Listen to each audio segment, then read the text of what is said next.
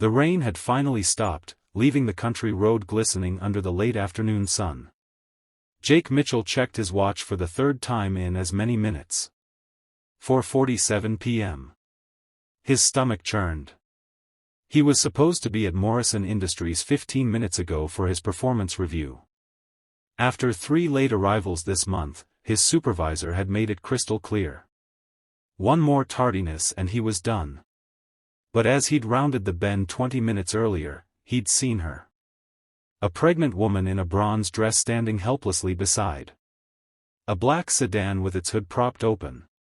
No other cars in sight. Just endless fields and forest. Jacob slowed down, his internal debate lasting all of 2 seconds. His daughter Emma's face flashed through his mind. What if someone had driven past her mother when she was pregnant and alone? He pulled over. Now kneeling on the wet asphalt with grease on his hands, Jake tightened the last connection on the woman's battery cable. There you go. Your battery terminal had come loose. Should start right up now. The woman, she'd introduced herself simply as Catherine, placed a hand on her belly and smiled with visible relief. I cannot thank you enough. I've been here for almost an hour. Everyone just drove past. Yeah, well. Jake stood wiping his hands on his already ruined work pants. Couldn't do that. My late wife. She would have haunted me forever. He managed a small smile despite the anxiety gnawing at him. Catherine studied him carefully. You keep checking your watch. You're late for something important. Jake exhaled slowly. A meeting at work. Probably about to lose my job, actually, but it's fine.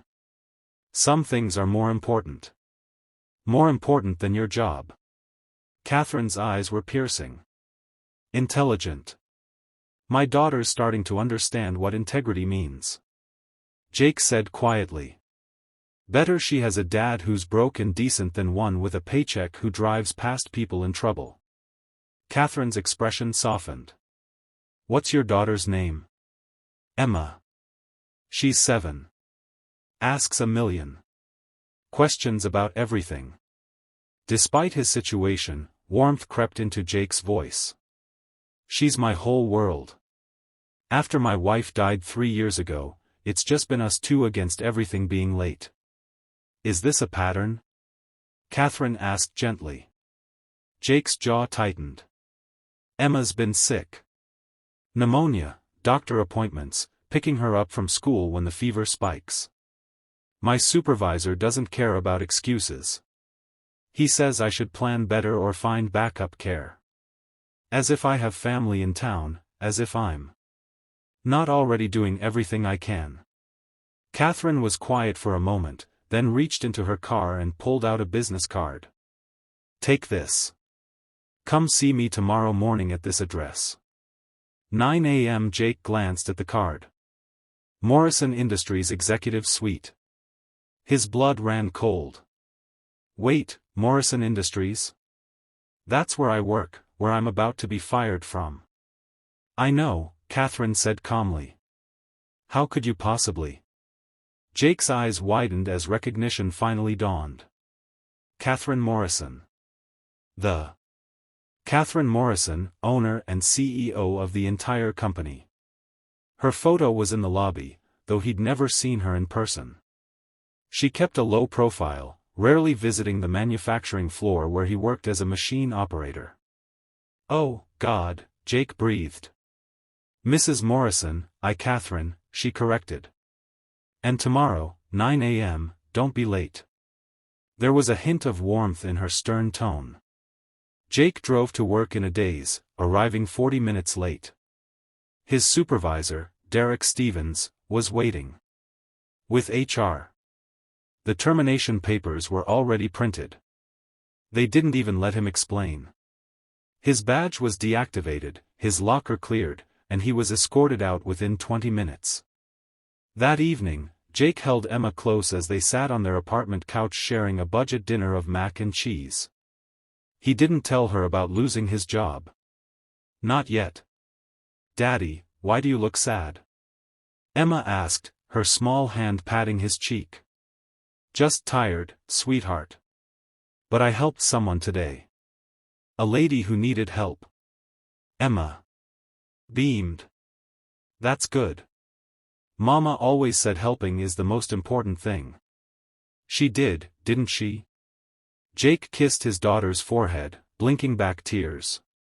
The next morning, Jake wore his only suit, the one from his wedding, now slightly worn, but still presentable. He arrived at Morrison Industries at 8:45 a.m.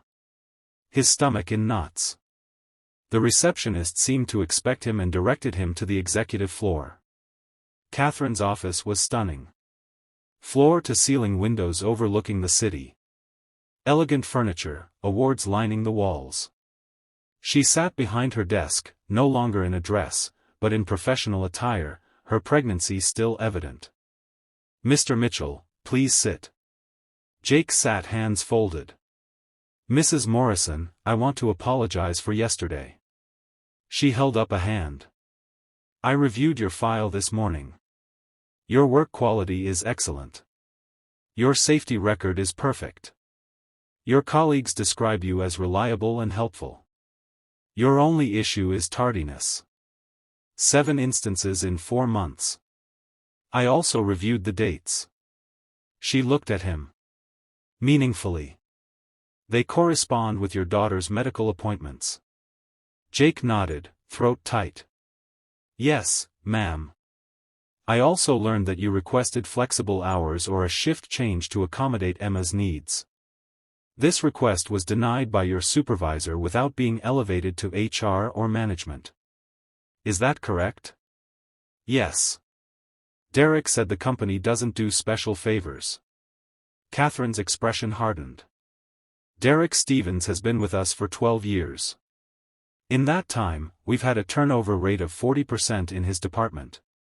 Triple our company average.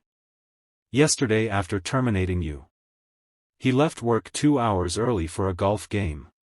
She paused. I've been planning to audit that department. You've accelerated my timeline. Jake didn't know what to say. Here's what's going to happen. Catherine continued. Derek Stevens is being reassigned to a position without personnel management. You're being reinstated with back pay and a formal apology. Additionally, we're implementing a flexible scheduling program company-wide for employees with dependent care responsibilities. You'll help us develop it. I don't understand, Jake whispered. Catherine's expression softened. Mr. Mitchell. Jake. Yesterday, I was having contractions. I was frightened, alone, my phone dead. I'd been trying to flag down help, but everyone just kept driving. I started to panic, thinking about my baby, about being a single mother myself. Her voice caught. And then you stopped. You were risking your job, your livelihood, and you still stopped. You stayed calm. You fixed my car, and you treated me with genuine kindness. She stood and walked to the window. This company was built by my father on principles of integrity and compassion. Somewhere along the way, in some corners, we've lost that. People like Derek forgot that our employees aren't just numbers. They're parents, caregivers, human beings with real lives. You reminded me why those principles matter. Jake felt tears stinging his eyes. I did what anyone should do. But most people don't, Catherine said firmly. And that's the problem. You did despite the cost to yourself. She turned back to him. So, yes, you're getting your job back, but more than that, you're going to help me make sure we're the kind of company where people don't have to choose between helping others and keeping their livelihoods. Where being a good parent isn't a liability. Jake wiped his eyes overwhelmed. Thank you. I don't know how to thank you. Enough.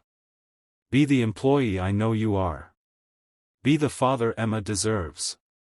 And maybe occasionally still stop for strangers on the side of the road. Catherine smiled. Deal, deal. Jake managed